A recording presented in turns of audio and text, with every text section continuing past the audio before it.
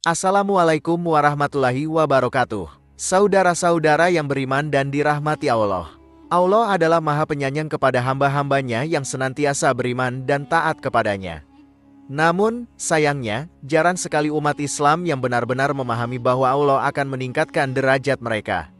Dalam perjalanan hidup ini, kita harus memahami sepenuhnya bahwa kesempatan yang kita miliki di dunia ini hanyalah untuk beribadah, karena hidup di dunia ini adalah sementara.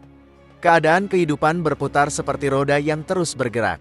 Kadang kita berada di puncak kejayaan, dalam kemakmuran dan kelimpahan, namun kadang kita juga merasakan keadaan sebaliknya, di mana kita mungkin tidak memiliki banyak, tetapi cukup untuk kebutuhan kita. Dalam momen-momen seperti itulah Allah memilih hambanya untuk ditinggikan derajatnya karena kesungguhan dan perjuangan mereka, yang membuat mereka dicintai oleh Allah. Ditinggikannya derajat oleh Allah Subhanahu wa Ta'ala membawa kita lebih dekat kepadanya dan menjadikan kita termasuk dalam golongan yang dicintainya. Hal ini membawa kebahagiaan, ketenangan, kedamaian, dan ketentraman, baik di dunia maupun di akhirat. Lalu, apa saja tanda-tanda bahwa Allah akan meningkatkan derajat seseorang? Tanda pertama adalah dihadapkan dengan berbagai masalah. Ketika Allah akan meningkatkan derajat seorang hamba, Dia akan menghadapkan mereka dengan berbagai masalah yang memerlukan kesabaran dan rasa syukur. Allah akan memberikan cobaan kepada hambanya, namun tidak melebihi batas kemampuan mereka. Seperti yang dijelaskan dalam Al-Quran, Surah Al-Baqarah ayat 286, Allah tidak membebani seseorang melainkan sesuai dengan kesanggupannya. Dia mendapat pahala dari kebaikan yang dikerjakannya, dan dia mendapat siksa dari kejahatan yang dikerjakannya. Mereka berdoa, "Ya Tuhan kami, janganlah Engkau hukum kami jika kami lupa atau kami tersalah. Ya Tuhan kami, janganlah Engkau bebankan kepada kami beban yang berat seperti Engkau bebankan kepada orang-orang sebelum kami. Ya Tuhan kami, janganlah Engkau pikulkan kepada kami apa yang tak sanggup kami memikulnya. Berilah maaf kepada kami, ampunilah kami, dan rahmatilah kami. Engkaulah penolong kami, maka tolonglah kami terhadap kaum yang kafir."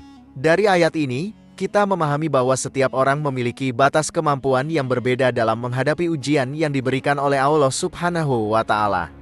Meskipun ayat ini mengajarkan kita untuk tetap kuat di saat-saat berat dan dalam situasi yang sulit, kita harus mengandalkan Allah yang senantiasa memberikan kita kekuatan yang luar biasa.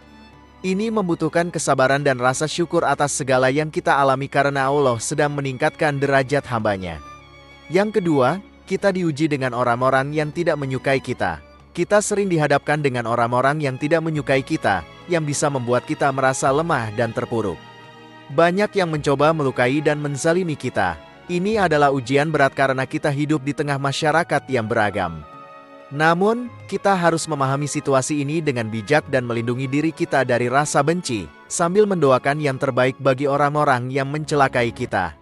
Ini semua adalah bagian dari kehendak Allah Subhanahu wa Ta'ala yang selalu memperhatikan kita. Allah menjaga kita dari pengaruh negatif orang lain, dan itu sebabnya kita harus bersabar dan meminta perlindungannya. Kemudian, yang ketiga, mengalami kesedihan yang tiada hentinya. Ketika kita menghadapi kesedihan yang berlarut-larut karena berbagai masalah yang menimpa kita, adalah wajar untuk merasa sedih dan terbebani. Namun, kita tidak boleh putus asa karena pertolongan Allah Subhanahu wa Ta'ala selalu ada.